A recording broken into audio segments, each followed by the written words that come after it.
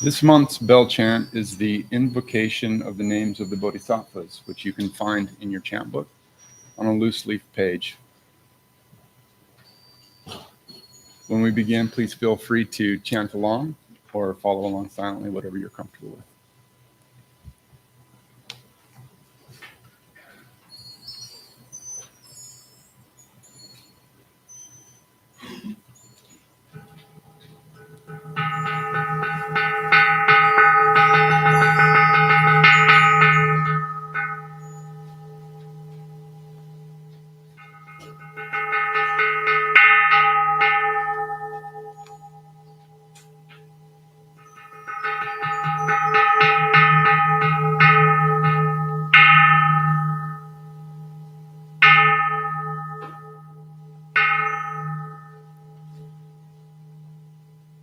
We invoke your name, Avalokiteshvara.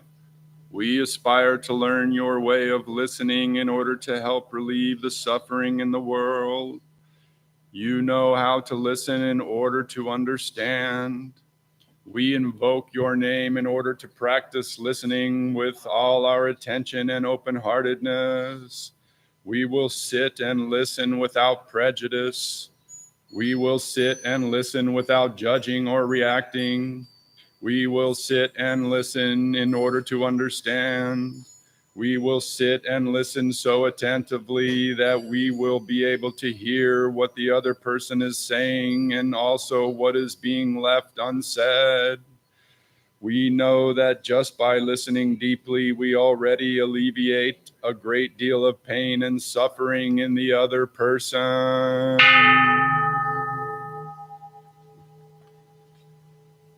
We invoke your name, Manjushri. We aspire to learn your way, which is to be still and to look deeply into the heart of things and into the hearts of people. We will look with all our attention and open-heartedness. We will look with unprejudiced eyes. We will look without judging or reacting. We will look deeply so that we will be able to see and understand the roots of suffering and the impermanent and selfless nature of all that is. We will practice your way of using the sword of understanding to cut through the bonds of suffering, thus freeing ourselves and other species.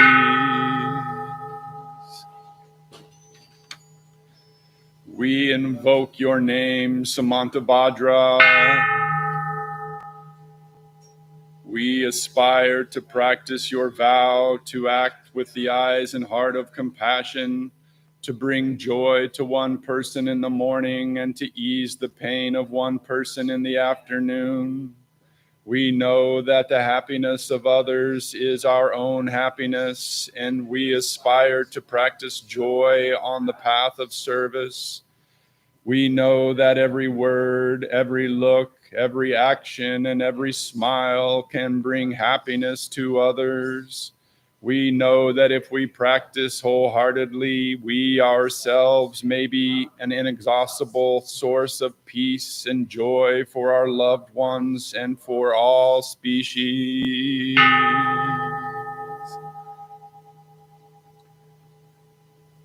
We invoke your name, Samantabhadra.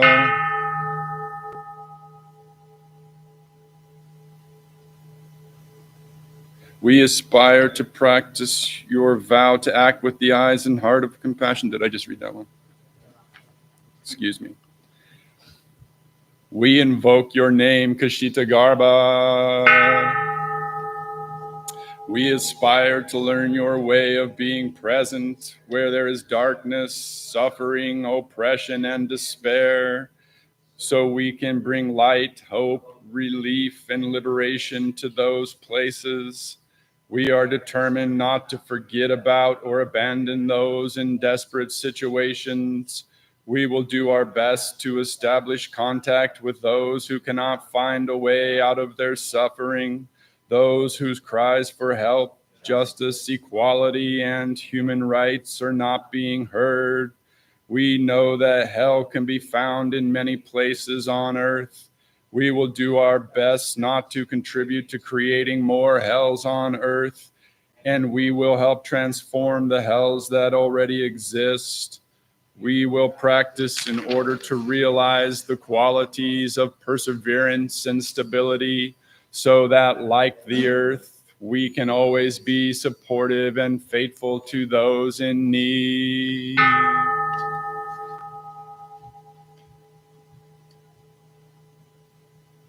We invoke your name, Sadapaributta.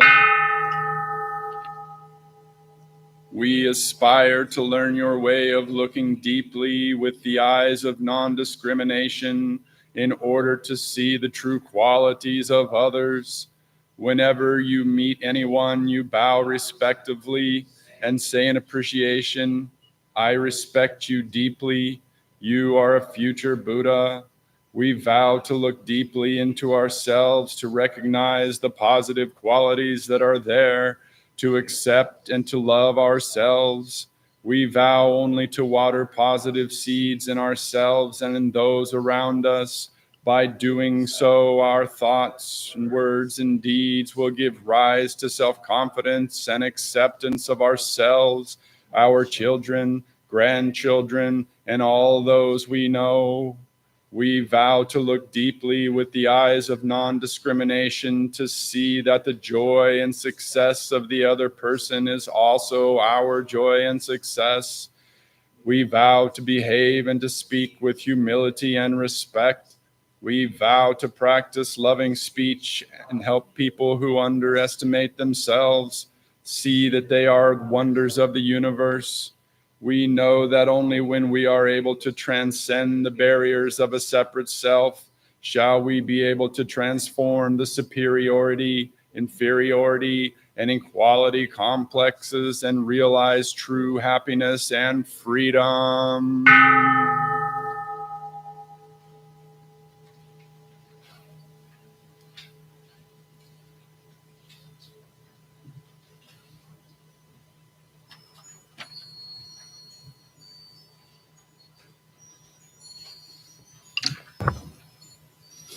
Thank you. We will now continue to observe noble silence.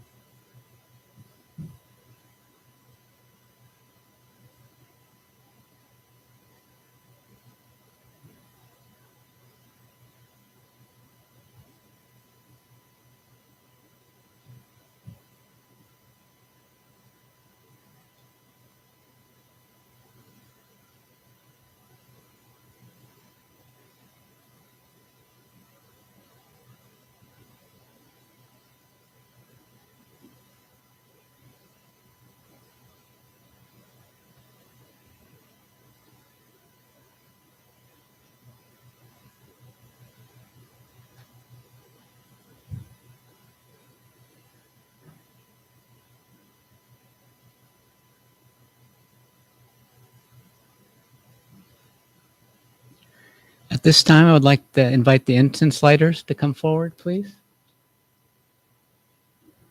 If you look inside your chant book, should be the incense offering chant inside front cover. I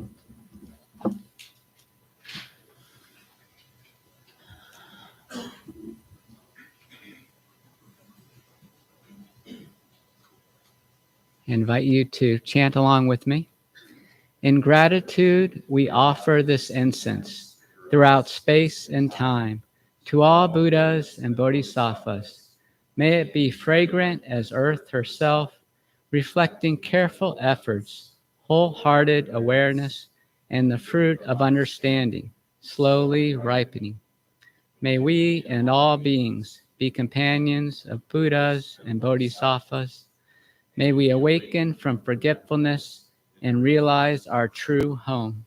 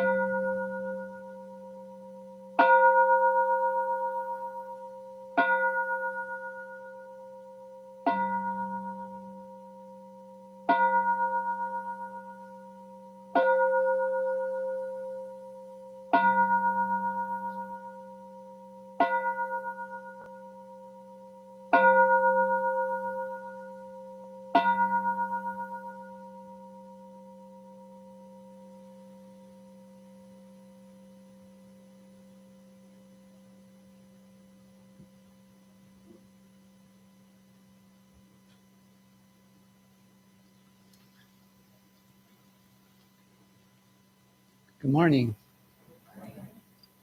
Great to see so many people here today.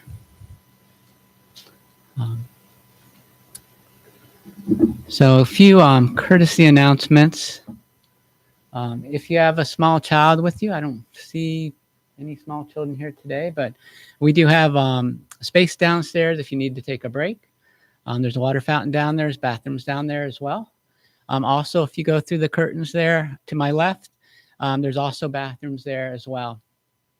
If you do need to get up and stretch for any reason, and you need to leave the Dharma hall, please go across the back and then go out through the curtain.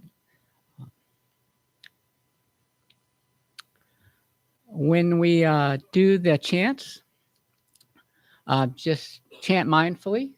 Be aware of the loudness of your voice. Don't chant so loud that you can't hear everyone else and be in unison with them, but then don't chant so quietly that you can't participate actively. So try and chant with a joyous heart.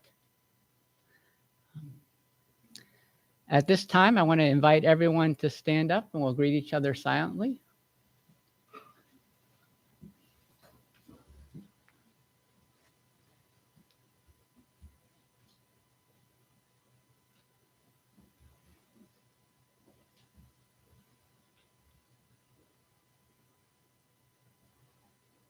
And then our first chant is inside the chant book, Three Refuges.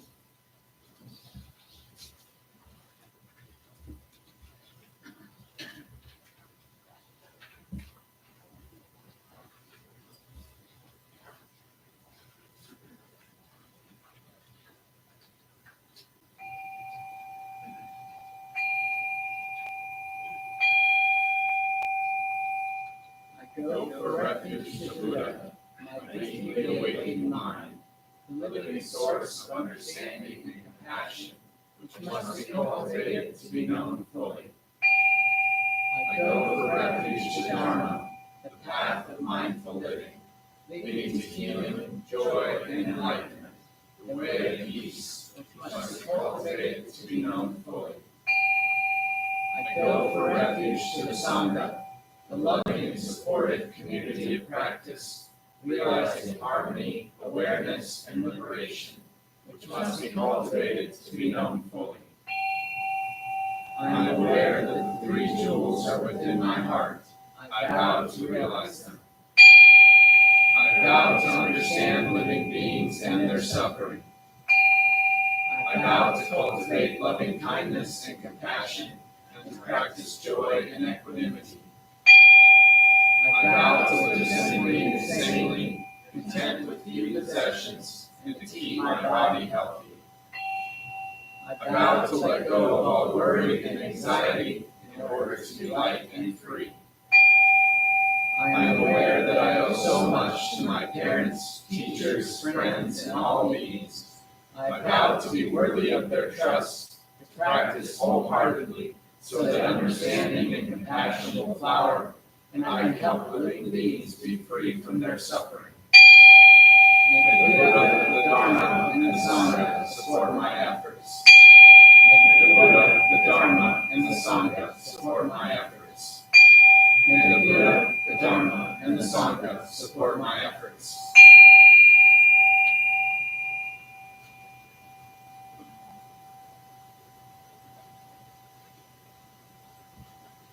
The next chant is on page 8 of the Heart Sutra, and we'll begin by chanting the title together.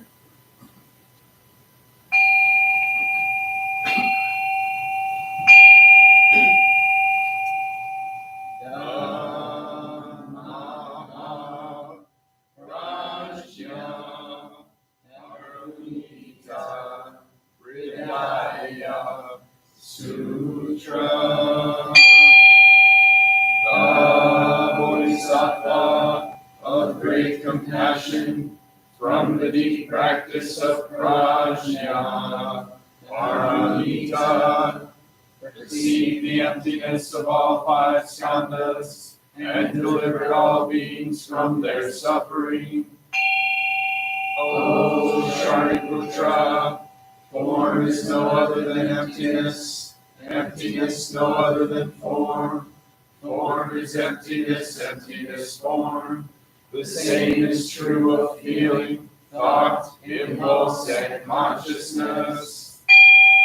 O Shariputra, all dharmas are empty. They are not born nor annihilated. They are not defiled nor immaculate. They do not increase nor decrease. So in emptiness, no form, no feeling, no thought, no impulse, no consciousness. No eye, ear, nose, tongue, body, mind.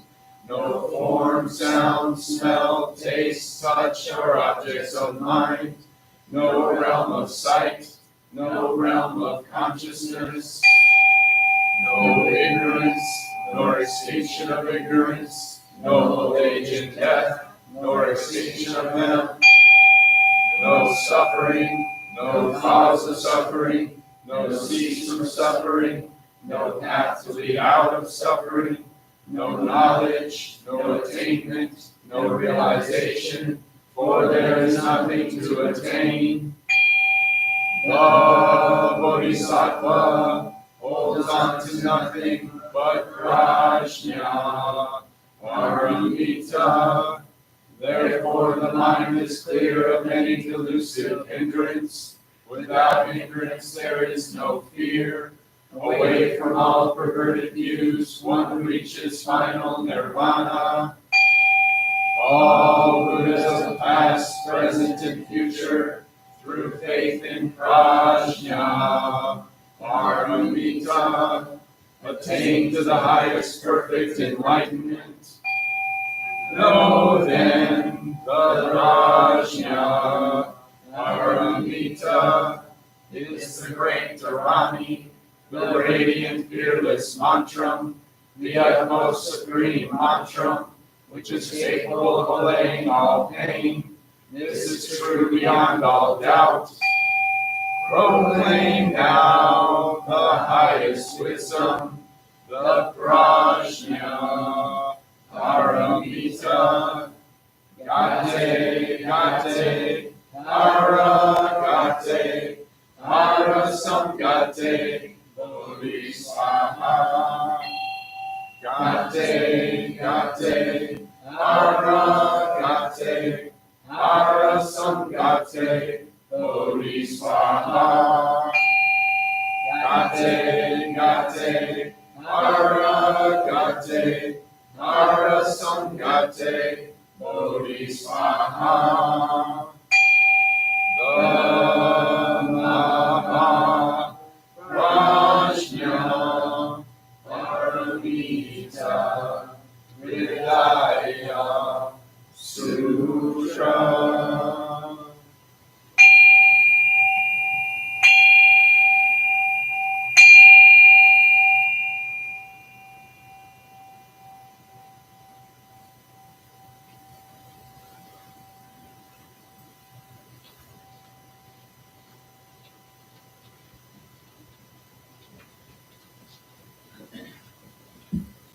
Please be seated.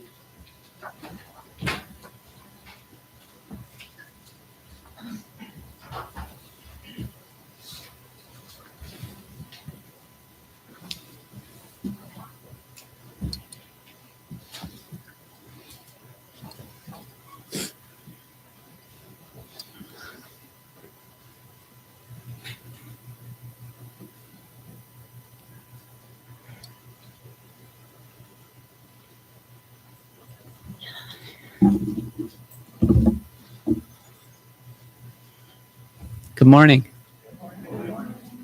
My name is Kunga Nyima. I am one of the Dharma teachers here at the temple.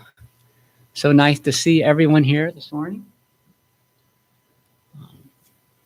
Just want to express some feelings of gratitude for being able to be here. Thank you to the original founders of the temple, creating this wonderful space for us to practice in, developing all these great traditions for us to share in. I'm grateful to my teacher, Yang-Su, who continues to provide me with support and instruction as I work my way through on the path. Thank you to all the volunteers that help out here at the temple. People who light the incense, people who came and put out the chant books and helped make sure everything was clean for us before the service started. Natsanskar here organizing all that. Our tech team, John, being here to make sure that we're live streamed online. So it's just really nice. You know, we couldn't do it without all these people supporting us. So thank you so much for offering your time, and thank you for coming. You know, otherwise, who would we talk to? So the title of my talk today is Practicing the Bodhisattva Vow in Everyday Life. I'm going to start by doing a little review on my last talk. The last talk I gave was about the 5 families of the Buddha.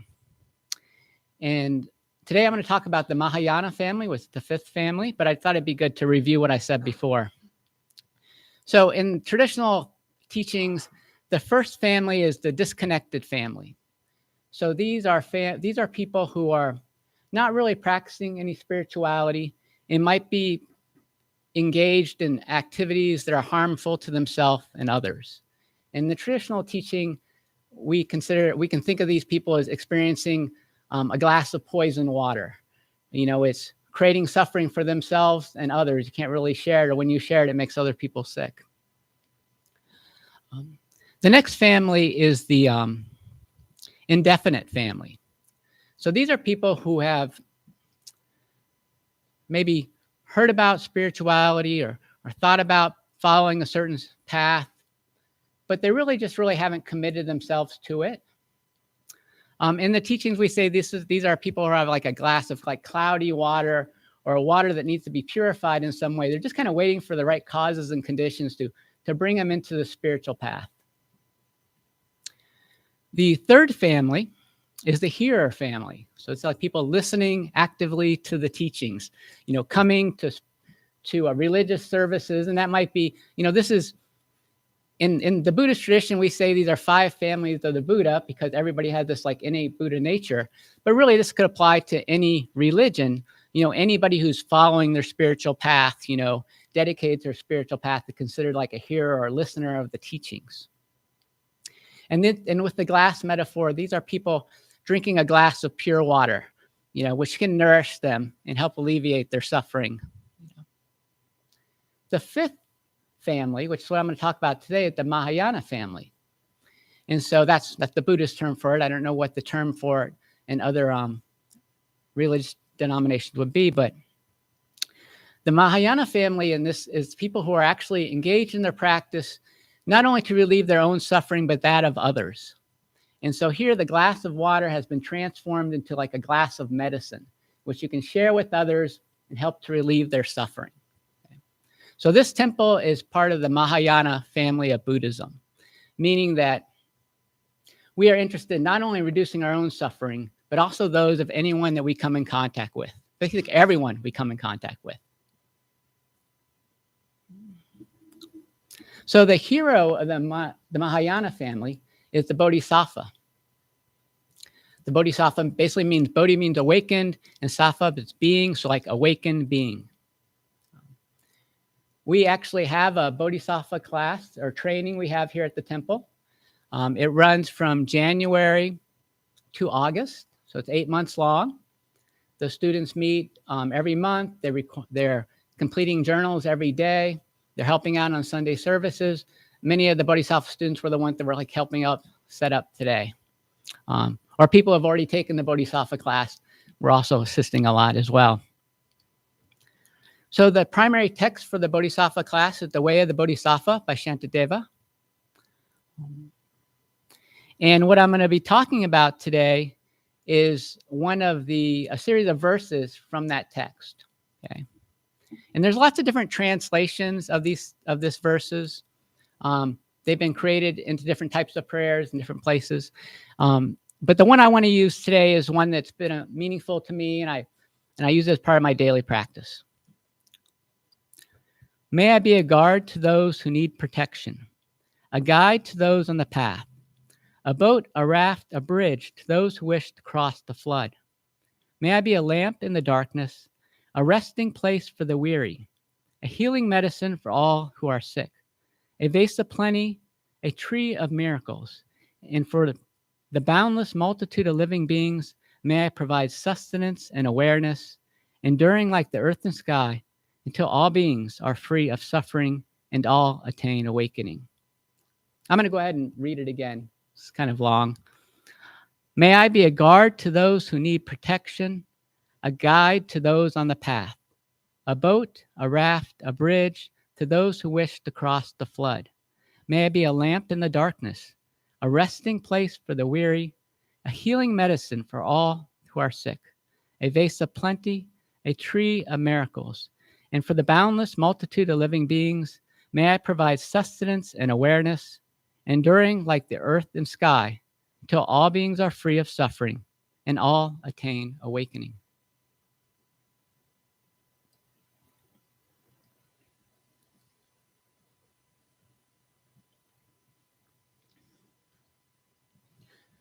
So this aspiration, I think, provides a good introduction to the Mahayana practice. So the word Mahayana, Maha means great or all-encompassing, and Yana means vehicle. So the idea is that it's this teaching is not just for yourselves, but for all beings, all-encompassing. I'm going to talk about the verses that I read in relationship to a particular hospice patient I had this year. I was talking with someone recently, and they said, when you're teaching, the best thing to do is share your own personal experiences. So this is my experience. I'm a hospice patient for a hospice in St. Joe, Michigan. And I'll give you a little bit of background about that in case you're not familiar with what hospice is. What we do is we provide medical and emotional and material support for those who have been diagnosed with only 6 months to live. So there might be their doctor, or sometimes the family might make a referral. But people who come to us, there's either no more treatments available to cure what is wrong with them, or maybe the treatments have such side effects that the person just can't tolerate them anymore. So they come to hospice services just to focus on comfort care. So I'm going to talk about one of my patients. I'm going to call him Bob. That's not his real name, but he was a big fan of Bob Dylan, so we'll just use that for him. And I'm going to tell this story in 4 parts. When we're talking about the Bodhisattva Vow, we're really talking about skillful means, which are ways that you can provide support to someone else, ways you can provide compassion, sympathy, provide loving kindness. But those ways, change based on causes and conditions. So as Bob's life and his interaction with us changed, how we provide these supports changed as well. So part 1 is the first few weeks that Bob was on our services. We provide services to people wherever they call home. So it might be in their own home with their family. It might be in an assisted living or a nursing home. In Bob's case, it was just home by himself. He really didn't have anybody living in the area that was family. He was referred by the ICU at the hospital. We don't, sometimes we get, it's not, most of our referrals don't come from the ICU. People, that's pretty late in your illness to get referred to hospice. We like to have people earlier because we can provide more support as they start to decline. And, people in the ICU really usually at the very end of life, really complex situation. But Bob's situation, he was refusing to take the antibiotics at the ICU, and he was demanding to be sent home. So that's how he ended up at home and with hospice. He had suffered from a variety of strokes at home, but he had refused to go to the hospital until one of his friends finally convinced him to go. So he's pretty late in his illness when he went. When he came home, before he went to the hospital, he had been gradually losing his ability to be independent, but he had been independent. When he came home, he really couldn't do anything for himself. He came home with a catheter because he couldn't urinate normally. Because of his strokes, he couldn't get out of bed. He couldn't walk to the bathroom. He couldn't walk to the door, let anybody in. The strokes had affected his ability to use his hands. He couldn't prepare meals. He couldn't clean himself up. He couldn't talk on the phone. So he like came home from the hospital kind of like a newborn child without their parents. Just send the baby home and throw him in bed, and then that was it, right? He couldn't do it. They submitted hospice. That's the follow-up. So we came in and he couldn't really do anything. So he definitely, needed a guard for protection. His safety was certainly in jeopardy. But he wasn't a newborn infant. He was an adult. He could decide he didn't want to be in the hospital anymore. He could decide what kind of care he wanted at home. So myself and the nurse really became like guides to him, on the path. How are you going to stay at home? What do you need to support you? Lucky for Bob, he was on Medicaid, so he had some options there. He had a case manager who knew him. And we were able to, that first visit, we were working very hard, how do we get, Meals on Wheels set up? How do we get the caregiver set up? And all that's going to take, it's not going to be the next day. It's going to take several days. Luckily for Bob, his care manager was also a nurse, and she knew him. She was dedicated to him, and she came every day, clean him, feed him, and, make sure that he had what he needed until that regular care could start. I think it was 4 or 5 days later that the rest of the care started. So we were attempting to be a raft, a boat, to help Bob cross that flood. That flood that was created by all these things that were physical barriers he needed to overcome in order to be at home like he wanted. During those first 2 weeks, once his private caregivers got in there and his Meals on Wheels got in, Bob really started to do better. Emotionally and physically, he felt better. He started to get out of bed with the help of caregivers. We got Meals on Wheels in there, so they were heating up meals for him. He could feed himself, but it was just difficult for him. So he started to do better physically and mentally. Part 2 of Bob's story happens a little bit later. I got a call to go visit Bob unexpectedly because he was really upset.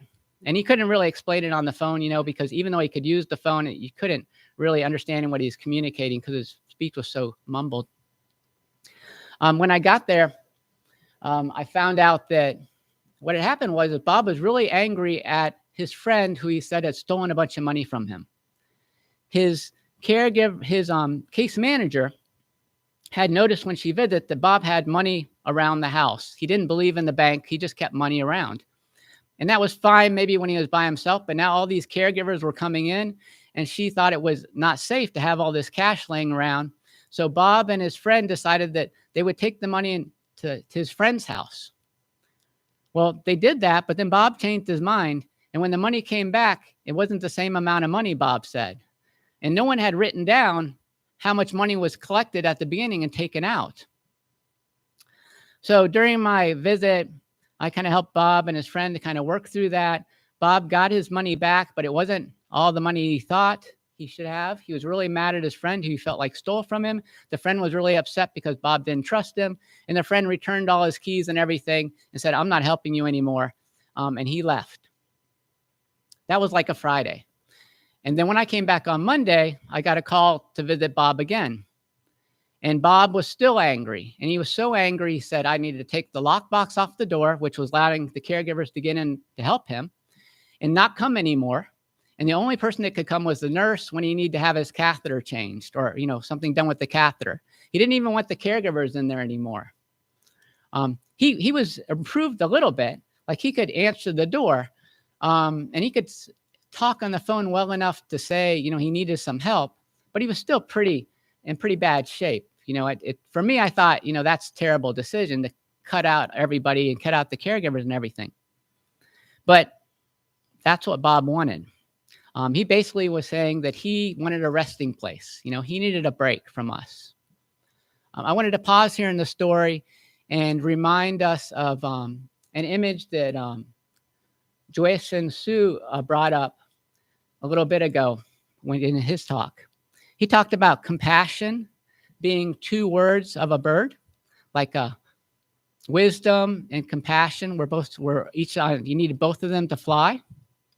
And so in this situation, we needed to work with Bob on what his wishes were. We couldn't just force ourselves into the home, to provide the care he needed. We needed to give him a break like he wanted. The Tibetan teacher Trogam Trungpa says that compassion without wisdom is idiot compassion. You're basically just providing the care you think the person needs, based on what your own ego, and you don't really pay any attention to what they want or what they can actually use.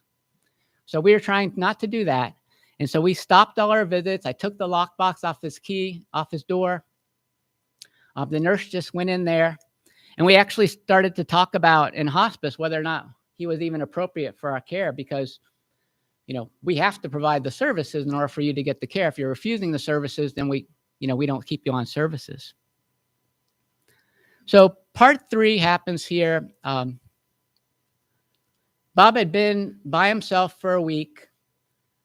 We are talking in hospice about possibly a discharge for him for cause. If someone doesn't want to have services or they're refusing to let people in the home, and the nurse was even actually feeling unsafe because he was so angry, then we might not have services in there. But his Medicaid worker called us all in for a meeting to discuss the situation.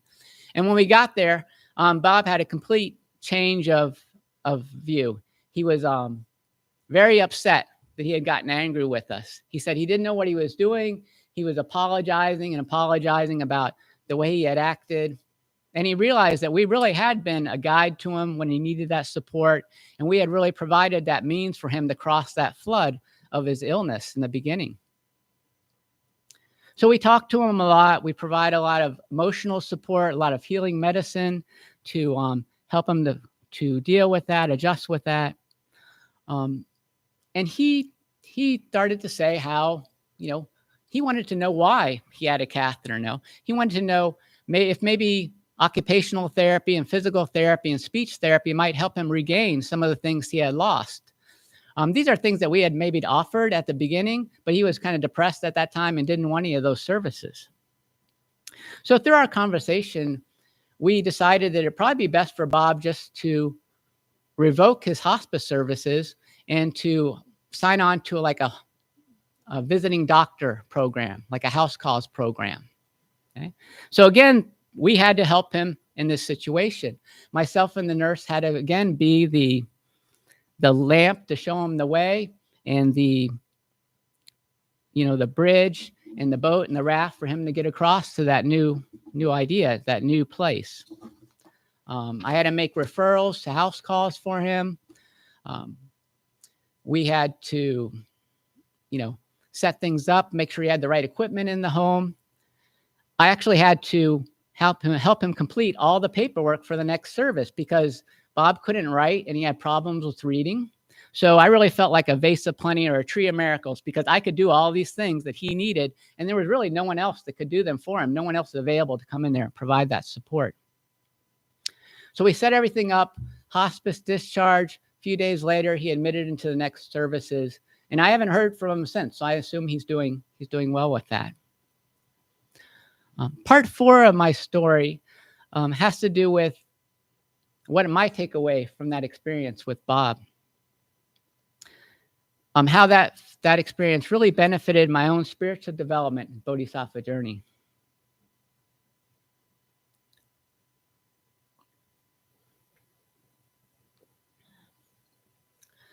Bob's not the first person in that kind of situation that I've had in hospice.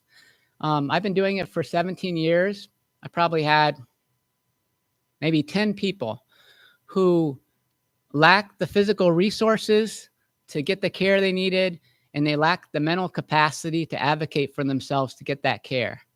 And what's really interesting is that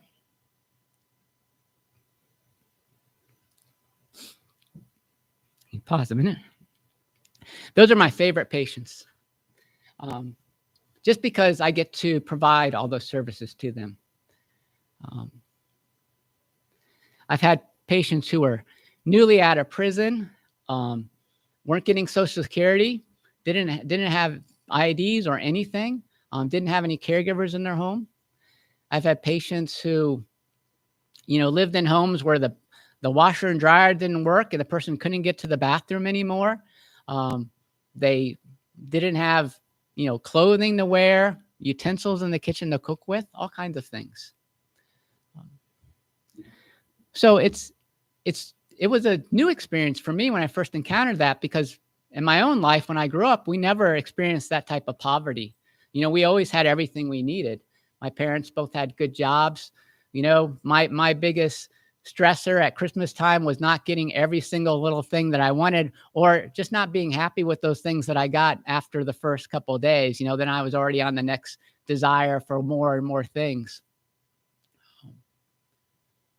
So when I came into hospice services, or even social worker services, I wasn't really, I knew I wanted to be of support to people, but I didn't realize that this would be where I would provide the most help, in this area. But I found that is to be the most meaningful part of my job. That's where I get the joy from my work, helping these people in these really difficult situations. And I don't think that experience is unique to me. Sun Shin talked about working with people who have autism. Joy Sin Su also facilitates the AA meetings here at the temple. I think he gets a certain feeling of sense of joy from those supporting those activities. All the Dharma teachers talk about in our meetings about how good it feels to provide education and support to the Sangha. So that's that idea that the Bodhisattva vow, is not just about helping others, but is also helping you at the same time. The main idea is that it really gives you a sense, your life, a sense of deeper meaning and purpose. In our culture, they talk a lot about, what you need to be happy, right? We see that on TV and in the movies and advertisements all the time.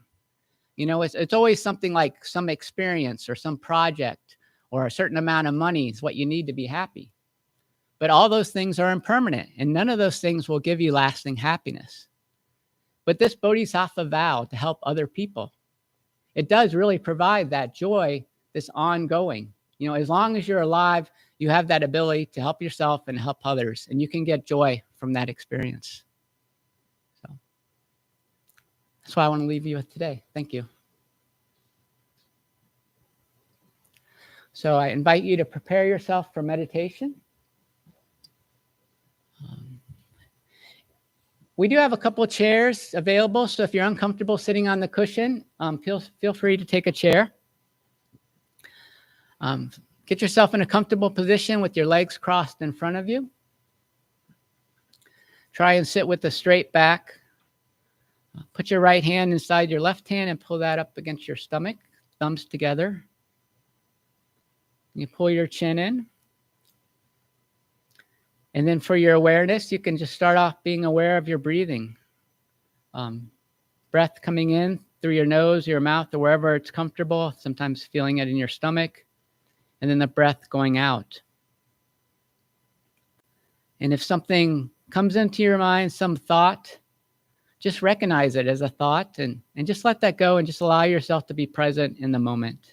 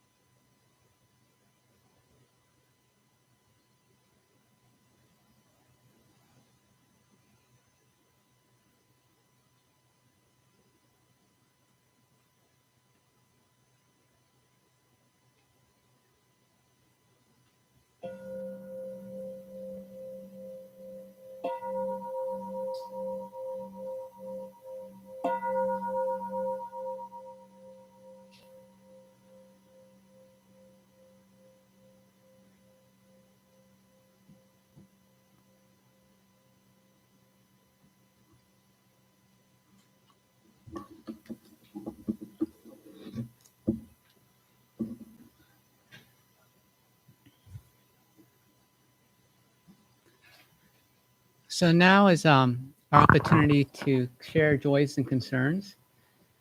This is a chance for us to practice the four immeasurables: loving kindness, compassion, sympathetic joy, and equanimity. Loving kindness is the wish for others to be happy. That's a simple way to say it. Compassion is the wish for the relief of others' suffering. Sympathetic joy is just sharing in the happiness of others as if they were our own. And equanimity is just the ability to maintain a balance in life, so that we're not constantly thrown around by whether or not we're happy or sad, that we can participate in life, in all the variety of experiences in life without be thrown off our spiritual path. Sometimes when you're on vacation, you're like, oh, I'm having so much fun, I don't have any time to meditate, and sometimes, when you're having a lot of struggles in your life, you feel like, oh, I'm too tired, I'm too exhausted, I can't meditate. But these are when your practices are most valuable. So I encourage you to, even when you're on vacation, set aside some time for that. So this is an opportunity for us in the Sangha to share things in our life that are giving us joy, so that we can all practice sharing in it with you, or things that are a challenge in your life, so we can all appreciate that and share compassion and love your way. So just raise your hand if you have something you'd like to share.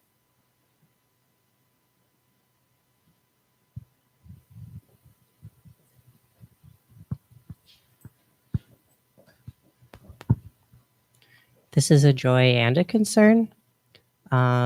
I was able to realize that my 10-year-old daughter was not doing well with her soul being in a school. And so I pulled her out of the school, which is really great for her. And now I am left to the task of finding a suitable alternative for her. And so that is the concern.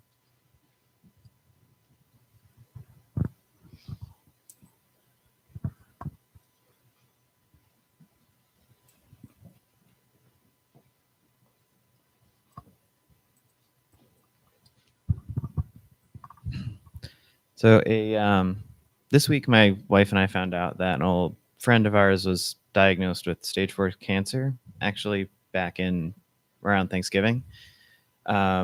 His husband sent us a long text message, kind of update on all that's been going on, how the treatment's been going, and things like that. They're friends of ours we spent a lot of time with when we lived in Chicago, but since we moved here, have kind of gradually fell into less regular contact, but they're still very dear to us. And treatment seems like it's been going fairly well, but still it's pretty advanced, and they're kind of focusing on how much time can you have comfortably, and it's just a lot for them to bear and work through. And so that's a big concern for me at the moment.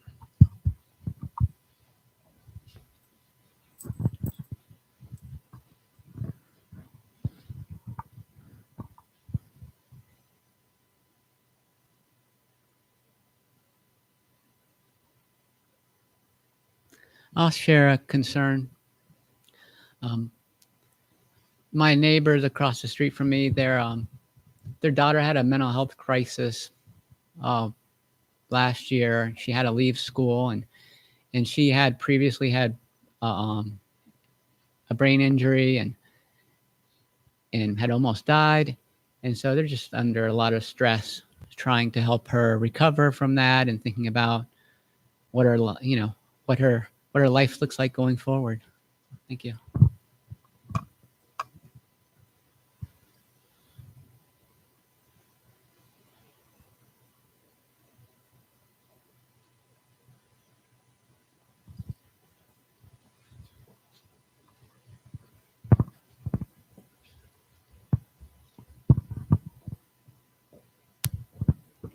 I have a concern that I think probably is shared by a lot of people, so I just want to give a voice to it, and that's the general state of the world.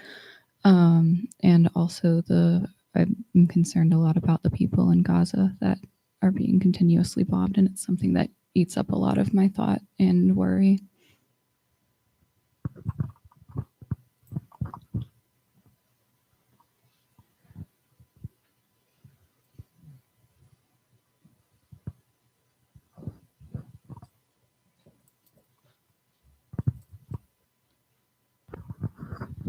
Good morning, everyone. My name is Chungo Su.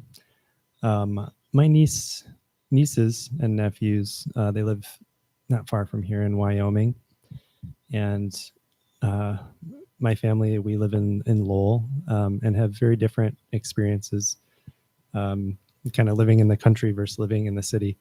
And so they've been staying with us for a few days, and it's been really nice. Had a lot of outdoor time, and we made homemade ravioli last night, and it was a fun experience for everybody. So I'm just grateful that we're able to have some time together, and just wanted to share that. Thank you.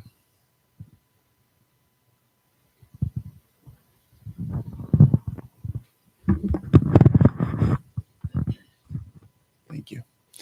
I wanted to share what is my own practice on the back of your comments about the state of the world, because certainly that's very concerning and on a lot of people's minds these days.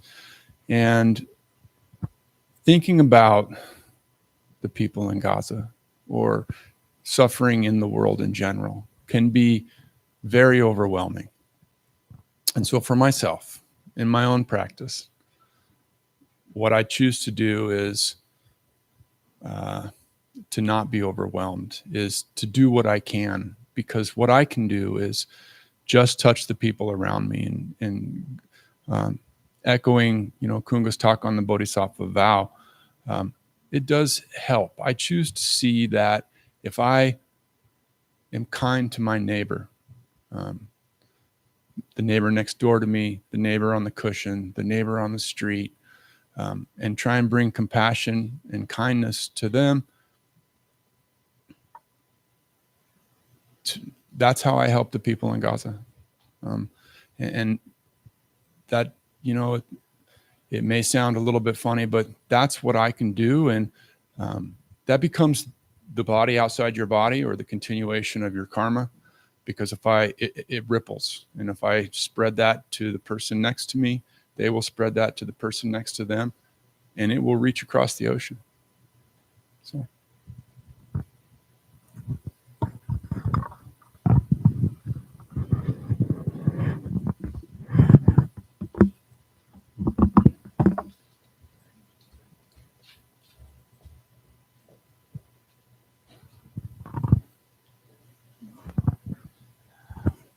This kind of echoes kind of what all of you were saying before, but I actually, I saw this quote. I'm going to misquote it because I don't have it memorized. I'm not sure who it's by, but it said, I came to believe that love exists because I came to know my own love.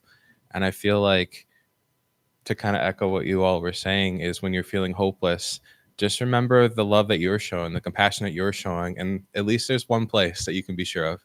And then you'll quickly realize, it's not just me. Everybody around me is also feeling that spark too. And sometimes that can be enough to get you through the day at least. So.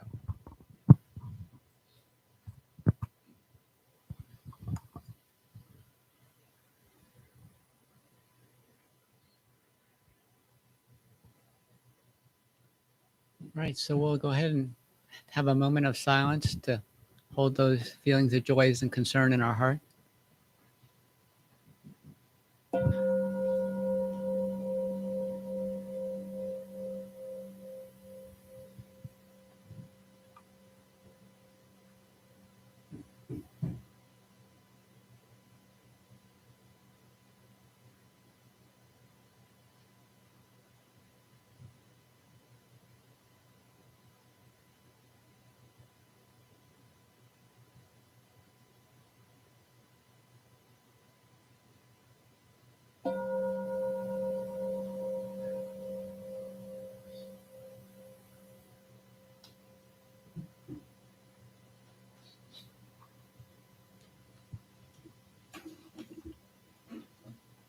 We have some temple-related announcements. The Grand Rapids Buddhist Temple Board meeting is today from 11:30 to 1. So the tea hour, the social hour will end at 11:30 for that board meeting. If you would like to observe that meeting, you're well invited to that. We have the online meditation group on Wednesdays, 7 to 7:45. You can just email me if you're interested in that. We have a Thursday morning Dharma discussion groups from 9:30 to 11. Information is in the newsletter about how to contact for that. We have an upcoming silent retreat in the spring silent retreat, April 27th. That'll be from 8 to 5, all day in the temple. You can sign up online for that. Encourage you to come. We did the same thing in the winter, and we'll be following basically the same format. If the event of severe weather, which I guess it could still happen, we will put announcements on the website. And if you're on our email list, we'll send you a weather advisory if we're not going to have the temple services because of the weather. So I encourage you to sign up for the newsletter because you do get information about all the events that we talk about here. You get more details and links you could just click on if you want to sign up for something. Are there any other announcements, temple-related announcements today?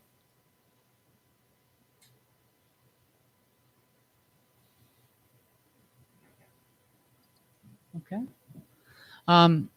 We do have opportunity for socialization downstairs after our closing gathas. Before you go downstairs, just put your cushion back in a neat, like it was when you found it. Put your chants back into the front cover of the chant book, and there'll be someone going around. You just give those chant books to them. And please stand, and we'll do our closing gathas. I believe they're on page 9 in the chant book.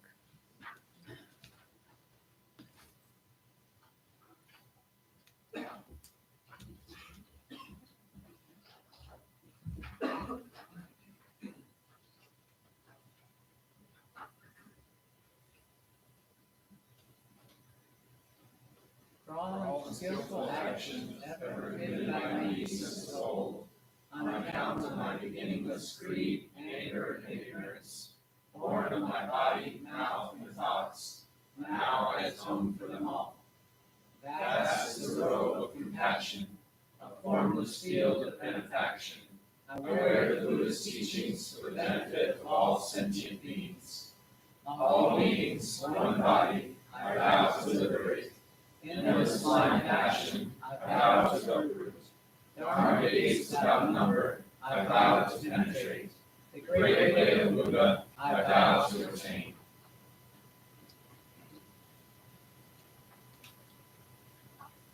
And now I'd like to invite the right side to take surface there, and we'll touch the center.